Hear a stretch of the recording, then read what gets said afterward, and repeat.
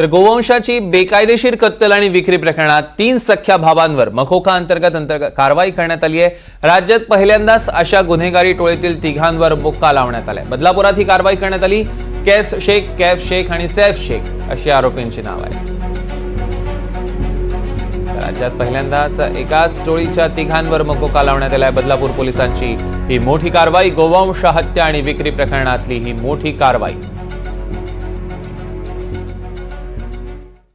त्यातील मुख्य आरोपी जो आहे तो आम्ही या अगोदरच त्याच्यावरती अटकेची कारवाई केली होती। त्यानंतर इतर 2 मुख्य आरोपींचा आम्ही शोध घेत होतो। त्यामध्ये बदलापूर वेस्ट पोलीस स्टेशन अंतर्गत जो गुन्ह्याचा तपास सुरू होता त्यामध्ये पीआय श्री गज्जल आणि एपीआय आरळकर त्यांची टीम आणि आमचे एसीपी जे ते या तपासामध्ये कार्यरत होते। त्यांनी महत् प्रयत्नाने हे 2 इतर आरोपी आपण अटक केलेले आहेत। टोटल 4 पैकी 3 आरोपींना आपण अटक केलेला आहे आणि शिवाय त्यांचा पूर्व इतिहास पाहता आपण याच गुन्ह्याला मोक्का अंतर्गत कारवाई केलेली आहे।